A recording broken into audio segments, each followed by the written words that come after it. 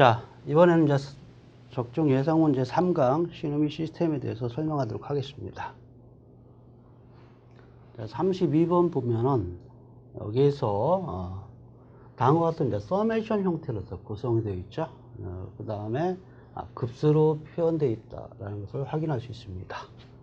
n 이퀄 11일 때 11차 고주파의 진폭은 어떻게 되어 있느냐 이런 얘기죠.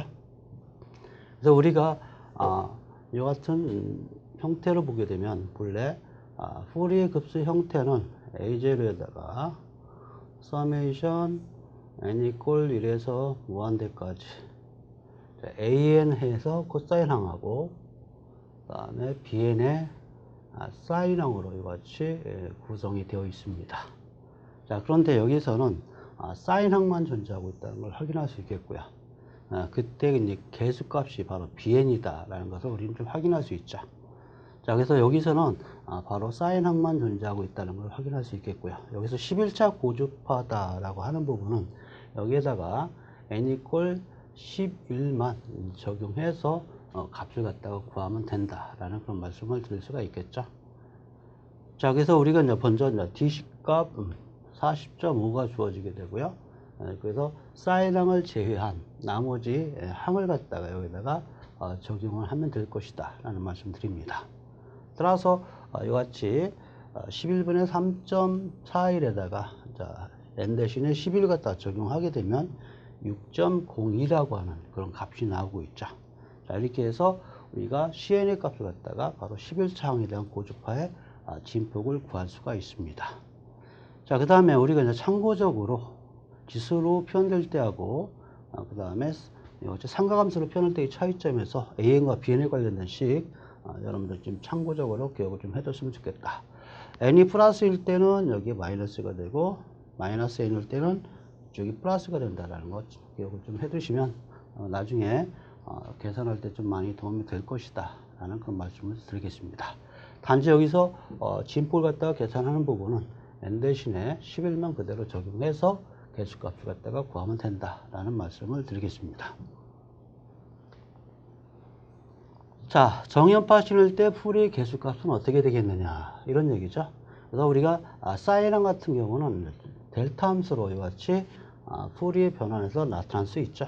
그래서 2제분의 다음과 같은 식으로 나타날 수 있고 여기가 마이너스라는 거 꼭 좀 조심하시기 바란다 라는 말씀을 드리겠습니다. 자, 그런데 여기서 우리가 앞에 진폭이 이제 8이기 때문에 8을 갖다가 곱해주게 되면 다음과 같은 형태로서 이제 계산이 이루어진다 라는 것을 볼 수 있겠죠. 자, 그래서 개수값은 j2분의 4하고 마이너스 j2분의 4라고 하는 두 개의 항이 존재하고 있다 라는 것을 볼 수 있습니다. 그래서 풀이의 개수라고 해서 여러분들 특별하게 생각할 필요가 없겠고요. 이 부분을 갖다가 앞에 사인항과 코사인에 대한 주파수 항을 제외한 나머지 값, 앞에 값이 곧 개수값이다 라고 기억을 해 두시면 큰 무리 없이 문제를 갖다가 풀 수 있을 것이다 라는 말씀을 좀 드리겠습니다. 자, 그 다음에 34번 문제를 한번 보게 되면요. 이같이 델타 함수를 갖다가 풀이에 변환하면 어떻게 되겠느냐 이런 얘기죠. 델타 함수를 갖다가 풀이에 변환하면 1이다. 가장 쉬운 문제 부분입니다. 그래서 이 부분을 여러분들 기억을 좀 잘 해두시면 좋을 것이다 라는 말씀을 좀 드리겠고요. 자, 그 다음에 여기에 대한 면적도 이같이 델타 함수의 면적은 1이다라는 거 좀 기억을 해두시면 아마 많은 도움이 될 것이다 라는 말씀을 드리겠습니다.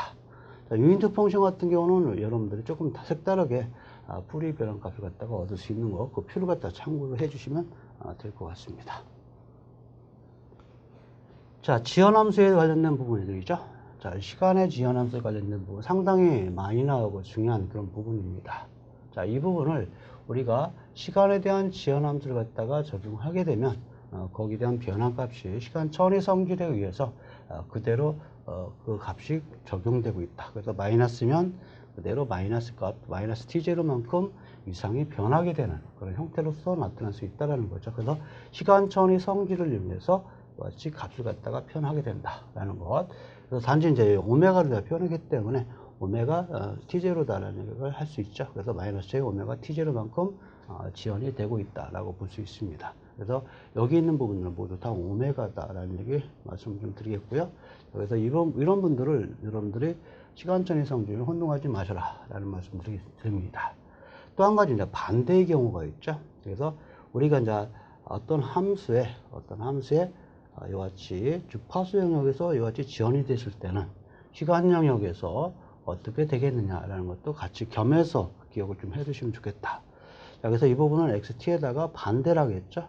2의 마이너스 j의 오메가 제로 t다. 이와 같이 표현할 수 있다는 거. 그래서 마이너스면 플러스가 된다는 거. 여기는 마이너스면 마이너스가 되는 건데 여기 마이너스는 플러스로 바뀐다는 거. 그것만 여러분들이 기억을 좀 해두시면 혼동이 되지 않을 것이다 라는 말씀 드립니다.